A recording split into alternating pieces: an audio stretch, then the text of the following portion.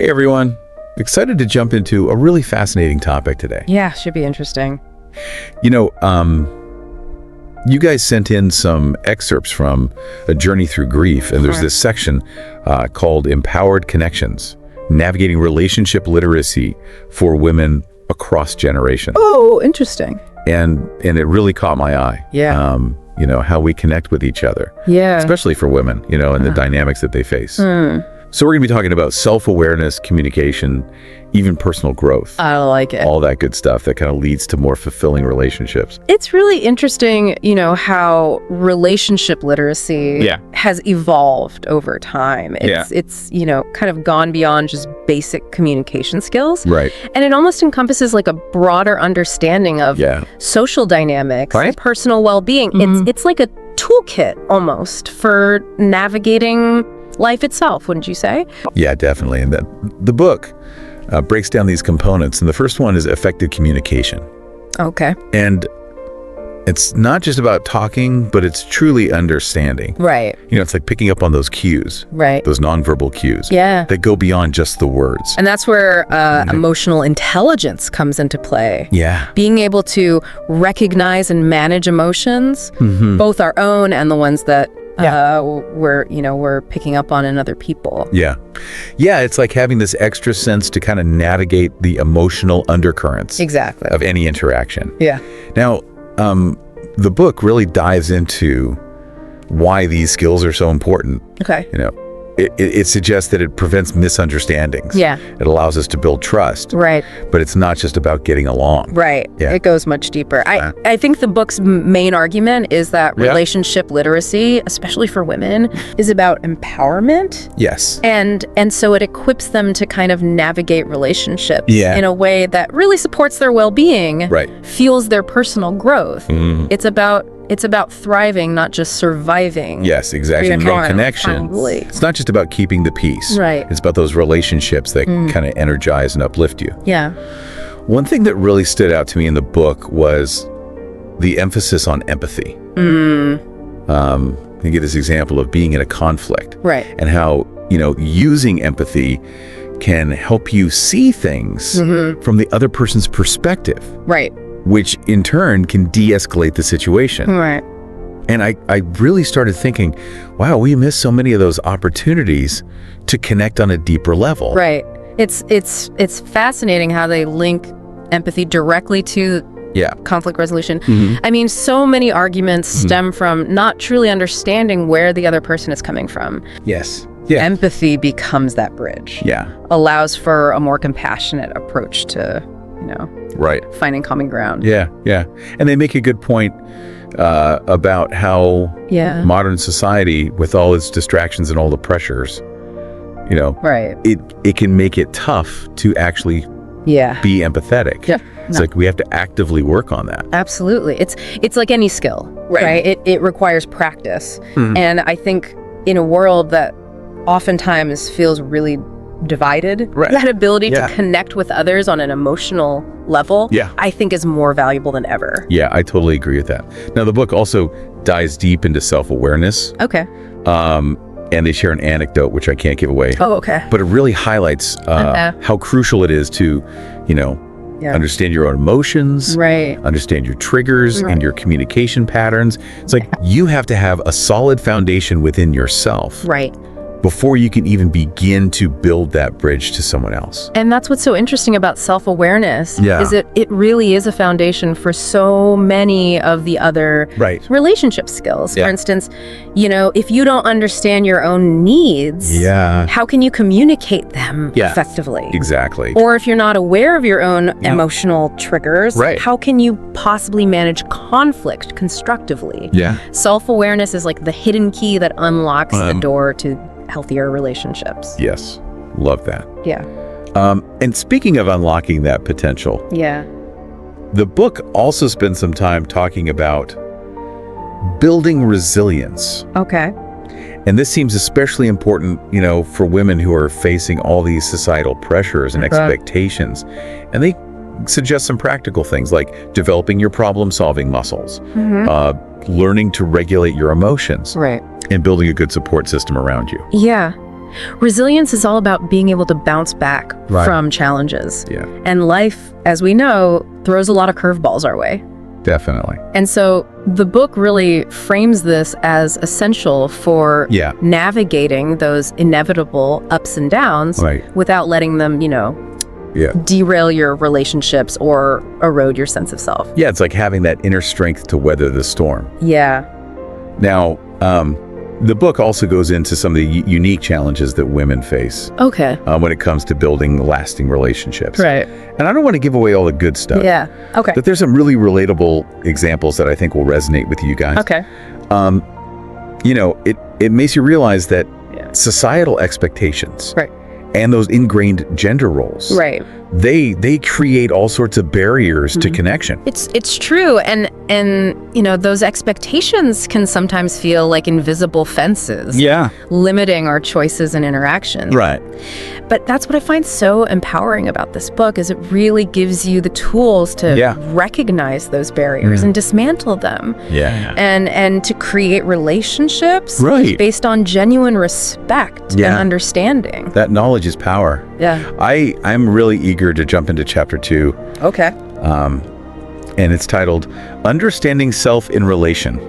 Oh, yes. That's a good one. It is, yeah. This is where the book, I think, goes beyond just surface level self-reflection. Yeah. It really digs into that dynamic interplay between our inner world and the relationships that we form. Yes. Highlighting how, deeply understanding ourselves can lead to these profound shifts in the way we connect with others. There's this fascinating part in here. Oh, yeah. Where they talk about how, self-esteem can actually impact our relationship choices. Which is really interesting. Yeah, so something so personal can, ripple outwards and affect who we attract and those dynamics we create. It's true. And self-esteem isn't just about feeling good about ourselves. It really influences how we see ourselves in relation to other people. And so the book suggests, that low self-esteem can sometimes lead us to settle for less than we deserve in relationships. Whereas a healthy sense of self-worth really empowers us to set boundaries and choose partners who value us for who we truly are. That makes so much sense. It's like our inner beliefs almost become self-fulfilling prophecies. Shaping the very reality of our connections. It's true. And the book talks a lot about, aligning our personal values with our actions. It's one thing to know what matters to us, but it's another thing to actually live a life that reflects those values. And that's where things get really interesting, wouldn't you say? Absolutely. I think the book links this concept to authenticity in relationships. When we act in ways that mirror our true values, we're presenting a genuine version of ourselves to the world. And that, I think, is magnetic. Yes. It attracts people who resonate with who we are. And it fosters those deeper, more meaningful connections. It's like that saying, be yourself.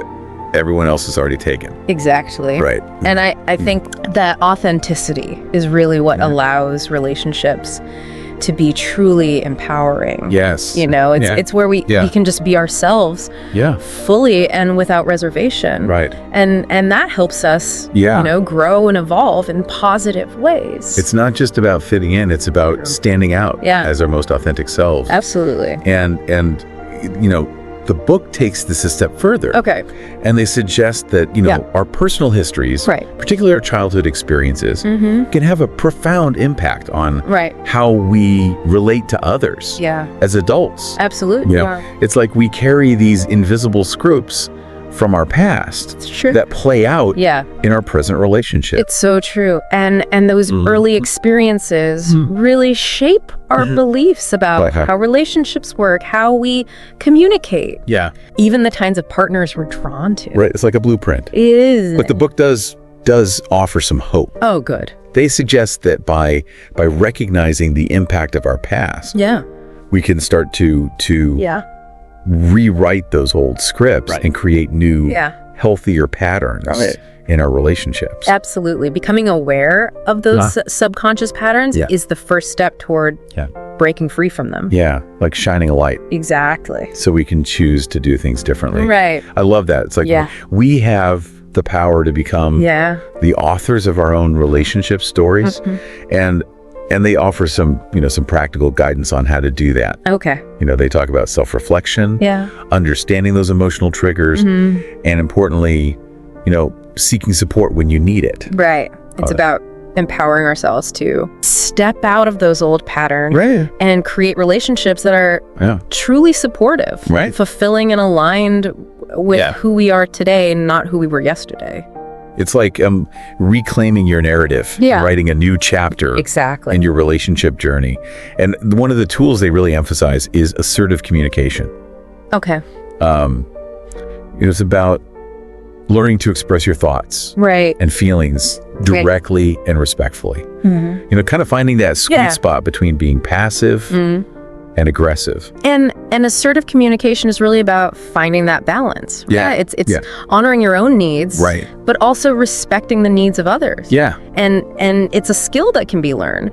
And the book even provides some specific strategies for developing this type of communication style, which can be incredibly empowering, especially for women. Imagine being able to express what you need in a relationship without fear of judgment or dismissal. It's about having a voice and using it effectively, setting healthy boundaries and creating a dynamic where your needs are acknowledged and respected.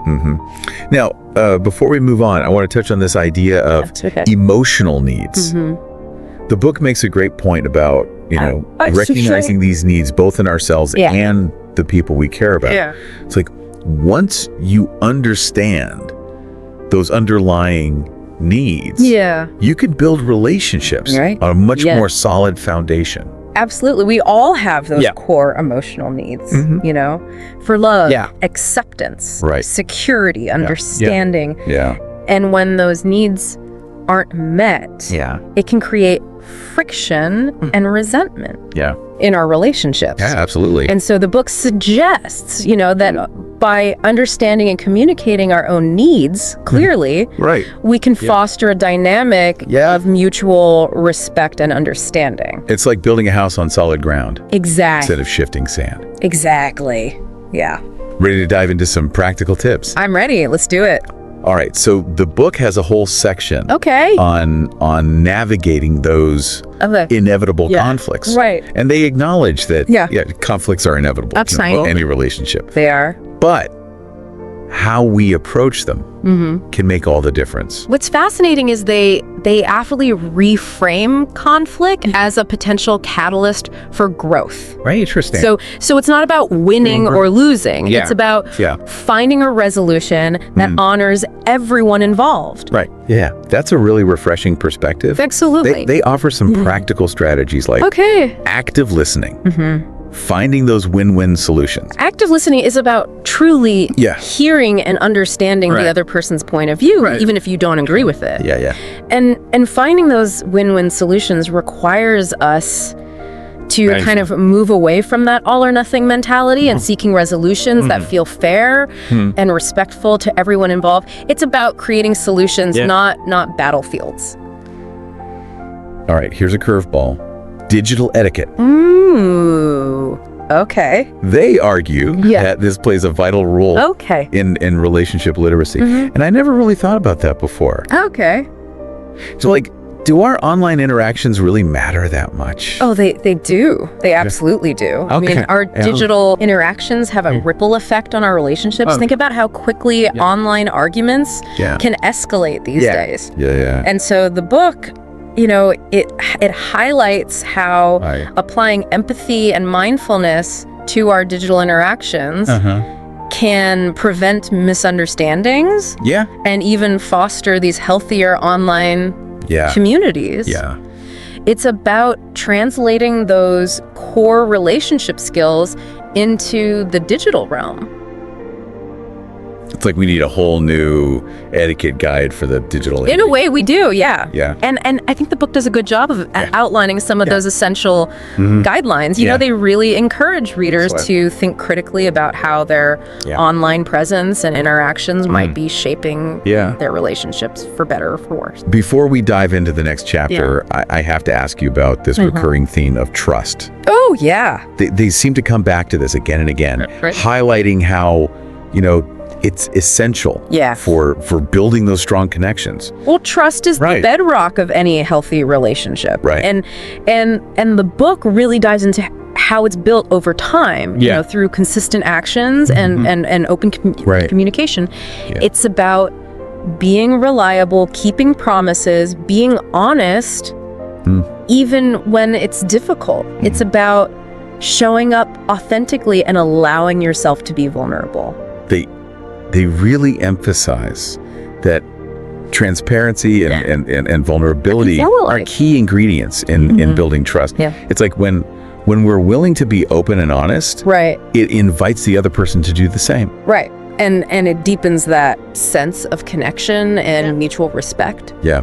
But they also caution that, you know, once that trust is broken, it can be incredibly difficult to rebuild. It can be. It's like once that foundation cracks, it takes a lot of effort to repair it. It does. It does. So that's why it's important to be mindful of our actions and our communication, you know, and be intentional about nurturing that trust. Yeah. It's a precious commodity that shouldn't be taken for granted. Okay, are you ready for something that might make some people a little uncomfortable? I'm ready, hit me. Okay. The book has a whole section on navigating personal biases. Oh, okay. Which is such a timely and important topic these days. Yeah. And they encourage us to, you know, take a hard look at our own biases to become aware of how they might be affecting our relationships. Yeah. And it's not always easy to confront those ingrained beliefs. Right. But, you know, it's a crucial step towards building relationships that are equitable and respectful. It's about recognizing that we all have blind spots and making a conscious effort to challenge those ingrained beliefs. Yeah. And they offer strategies for doing just that. Yeah. You know, things like actively seeking out diverse perspectives, practicing empathy, which we've already talked about as being like this universal translator for the human heart. Yes. Yeah. It's about creating space for understanding. It is. Yeah. And I'm noticing a recurring theme here. Yeah. Self-awareness, empathy, understanding. Yeah.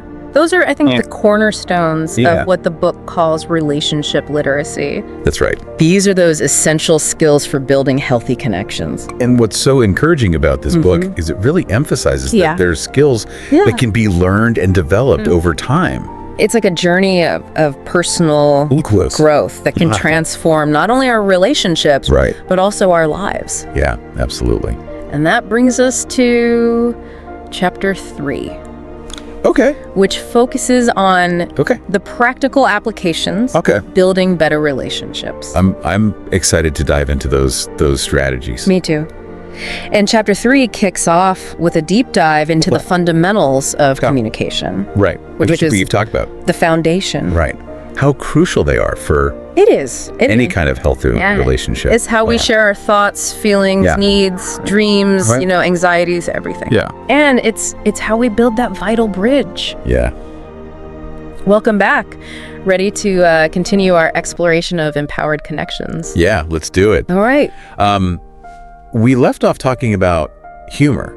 Right. And I'm really curious to see what the book has to say about forgiveness. Okay. It can be such a heavy and complex topic. It is. But I have a feeling they offer some valuable insights. Forgiveness is a profound act. You know, it's about releasing that grip of anger, resentment, and the desire for revenge. And I think the book really emphasizes its importance for healing and moving forward, both in our individual lives and in our relationships. It's not about condoning hurtful actions, right? It's more about finding a way to let go of those negative emotions that are keeping us stuck in the past. Yeah, and they make a great point. that forgiveness really benefits both the person who is forgiving and the person being forgiven. Absolutely. It's a gift we give ourselves as much as to the other person. It frees us from carrying that burden. Right. All right, so let's dive into chapter 4. Okay. Boundaries and self-respect. Okay. I think this is a topic that resonates with I think so too. Yeah. a lot of people. Absolutely. Especially, women who are often socialized to put the needs of others before their own. Right. So, boundary, those invisible lines that we draw to protect our physical, emotional, mental well-being. And the book really emphasizes that setting healthy boundaries is crucial for maintaining self-respect and for creating relationships that are truly supportive and fulfilling. Right. So it's about knowing our limits. It is. And communicating them effectively. Right. It is. It's about being able to say yes to things that align with our values and no to the things that don't. Right. Which can be so hard to do. It can be. Especially when we've been conditioned, Yeah.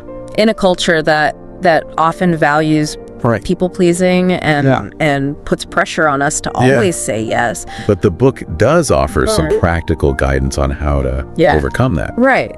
They talk about the importance of recognizing our own needs, setting those clear boundaries and communicating those boundaries assertively. So it's not just about knowing them internally, it's about expressing them. Yeah. Which takes practice. It does. And it can be challenging, And especially when we're dealing with people who are used to you saying yes. Saying yes all the time. Right. Or who just don't respect those boundaries. Right. And so it's like we have to retrain the people in our lives. And sometimes that means having those tough conversations. It does. But they, they provide strategies for navigating those successfully. They talk about being clear and direct, offering alternatives when possible, and not feeling obligated to over-explain or apologize for setting those boundaries. It's about recognizing that we have a right to protect our time, energy, and well-being. Absolutely. And they have a whole section on the power of saying no. Oh, yeah. That's a good one. I think a lot of us need to develop. Absolutely. Yeah. Saying no is an act of self-respect. Yes. It's about recognizing that we have the right to decline requests, to prioritize our own needs, to protect our time and energy. And they offer great tips, like being direct, stating your reason simply, and avoiding getting drawn into lengthy justifications. It's like reclaiming our power. Yeah, it is. And it's not just about setting our own boundaries, right? It's also about respecting the boundaries of others. The boundaries of others, which is so important. Virtually for healthy, trusting relationships. Yeah. It's about recognizing that they have their own needs. Yeah, do. And limits. And preferences. And honoring those boundaries. Absolutely. Even when they're different from our own. Even when it's hard. Right. Yeah. It's about recognizing that everyone has a right to their own space. They do. They do. Physically and emotionally. Yeah, absolutely. Yeah. And they offer some advice for becoming more aware of and respectful of the boundaries of others. Right. Things like paying attention to verbal and nonverbal cues, asking clarifying questions, being willing to adjust our behavior when needed. Right, It's about creating a dynamic of mutual respect. It's about creating a space where everyone feels safe and respected. Absolutely. Now, I want to shift gears a little bit and talk about self-respect. Okay. Which the book really positions as the foundation of all healthy relationships. It is. It's about valuing ourselves, knowing our worth, and treating ourselves with kindness and compassion. It's like the internal compass that guides our choices. It is. And the book really drives home the point that self-respect is essential for attracting people who treat us well. And for making choices that are aligned with our values and needs. It's true, because when we respect ourselves, we set the bar for how others treat us. And we attract those people. You attract the right people who value us. Yeah. And who treat us with respect. Absolutely. And they offer some tips for cultivating self-respect. Okay. Challenging negative self-talk, celebrating our accomplishments, surrounding ourselves with people who support us. Absolutely. It's about creating a positive and supportive internal environment, which then radiates outward into our relationships and interactions. All right. Are you ready to dive into the fascinating world of emotional intelligence? Let's do it. I'm fascinated by this concept. So let's see what the book has to say.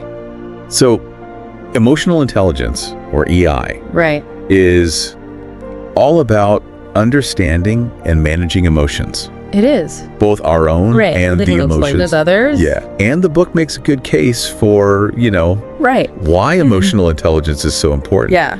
Especially when navigating the complexities of human relationships. It is. And for creating, a legacy of empowerment. It's like having this extra sense. It is. To kind of navigate the emotional landscape. Right. And people with high emotional intelligence are typically, more self-aware, more empathetic, more resilient. Right. They're better able to communicate effectively and build strong, supportive relationships. It's like emotional intelligence. It's like a superpower. Gives us this superpower. It is. To understand and manage our own emotions.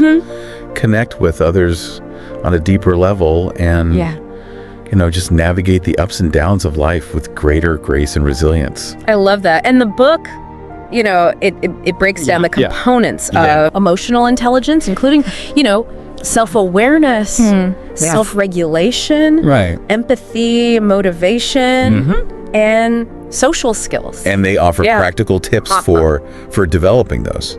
Yeah. So it's not something you're born with. It's a skill. It's a skill. It's a skill that can be learned and practiced. Just like any other skill. Just like anything else. I want to touch on one aspect of emotional intelligence that I think is particularly relevant. Okay. And that's the impact of EI on leadership. Okay. Because leadership is all about inspiring, motivating, and guiding others. Right. So how does emotional intelligence play into that?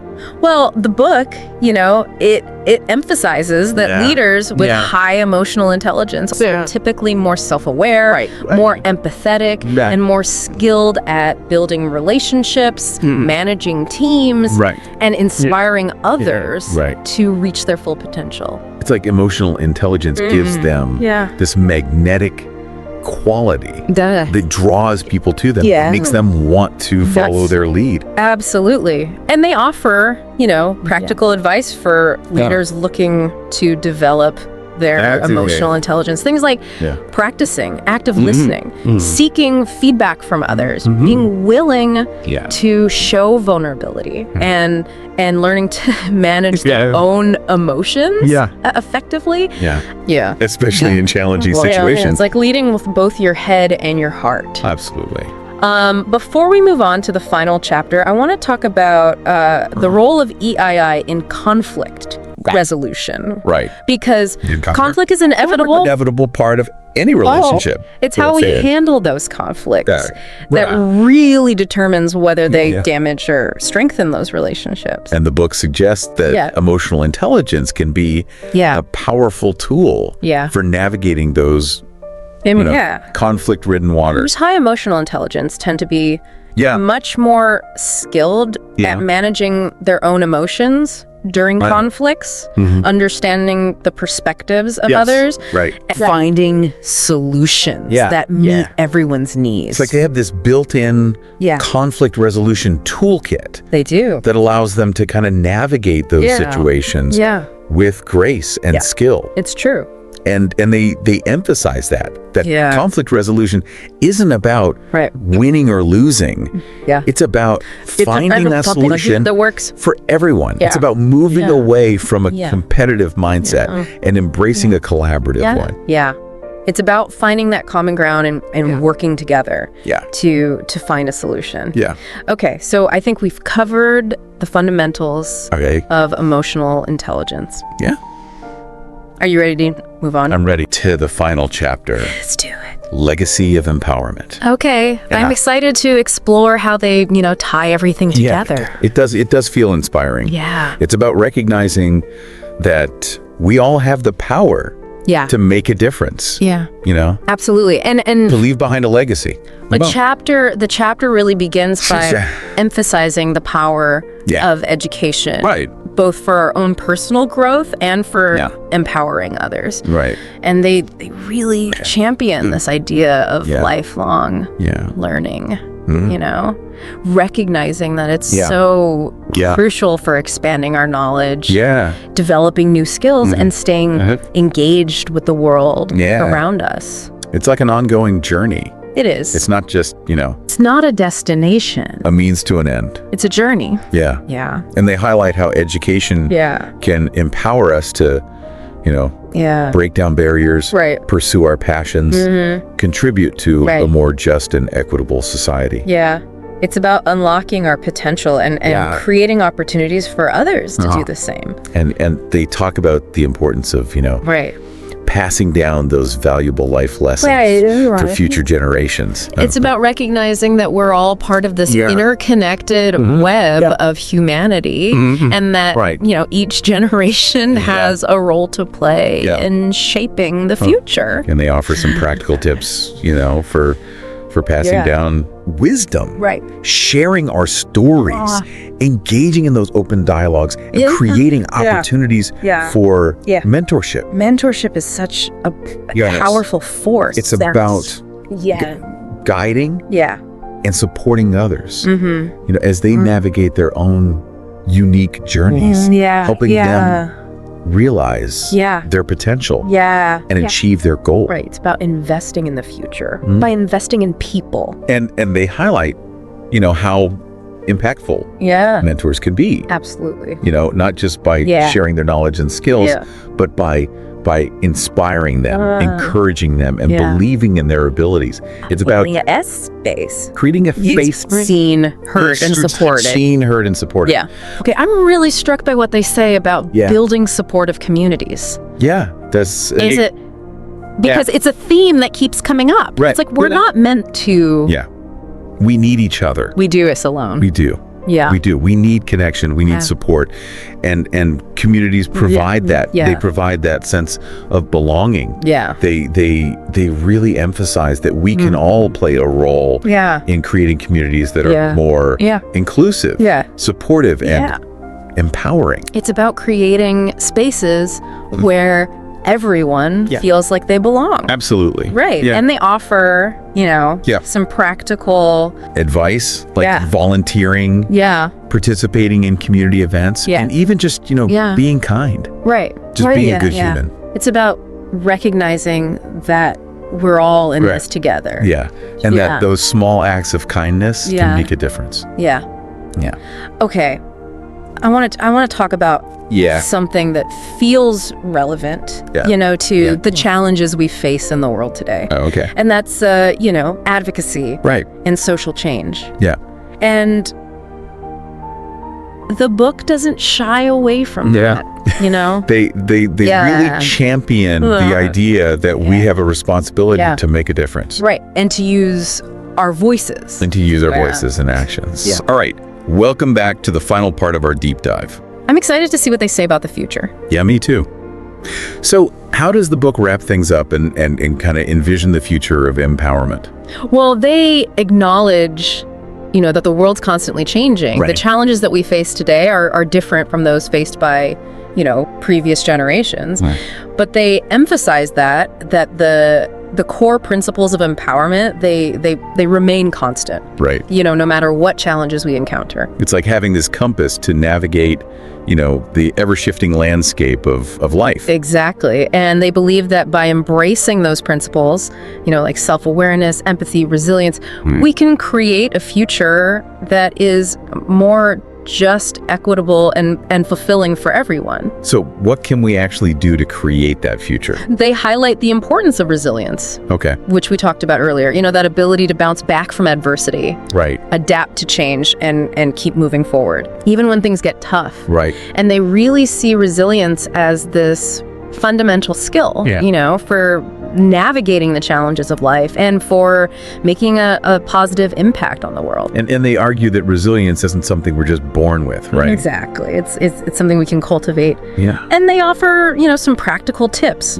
for developing resilience. Things like adopting a growth mindset, prioritizing self-care, building strong support systems, and finding meaning and purpose in our lives. Yeah. And they see meaning and purpose as this powerful fuel for resilience, reminding us why we keep going, even when things get tough. It's about having that inner strength. Right. To face those challenges and keep moving forward, even when you want to give up. Right. And they also emphasize the power of envisioning the future we want to create. Yeah. Which I think is so powerful. To imagine a world where everyone feels empowered, where opportunities are abundant, where everyone has the support they need to thrive.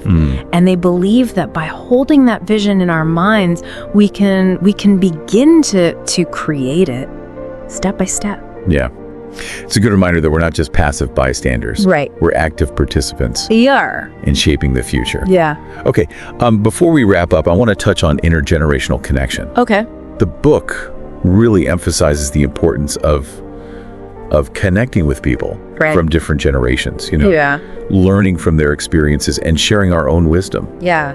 It's about recognizing that we're all part of this larger tapestry of humanity, and that each generation has something valuable to offer. Right. And by learning from each other, we can create a more vibrant and interconnected world. They encourage us to, bridge those generational divides. Right. Create spaces where young and old can share their perspectives and support each other. Right. It's like creating this circle of wisdom. Yes, where everyone benefits. Yeah. And they offer some practical advice on how to foster those connections. Yeah. Mentoring programs, community events. Right. Just making an effort to connect with people outside of our own age group. Yeah.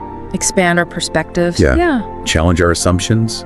Yeah. Recognize the value of diverse experiences. Exactly. So what are your final thoughts on empowered connections? I'm really impressed by the depth and breadth of this book. Oh, right. It's a really powerful and practical guide. It is. To navigating those complexities of human connection and creating a legacy of empowerment. I feel like we only scratched the surface. There's so much more to explore. Right. I encourage everyone listening to check out the source material, A Journey Through Grief, and really dive deeper into those empowering concepts. It's a journey worth taking. Absolutely. And remember, the quest for stronger, more fulfilling relationships, it's a lifelong adventure. It is. It's about continually learning and growing and striving to create connections that are authentic, supportive, and empowering. Beautifully said. Well, that's a wrap for today's deep dives into empowered connections.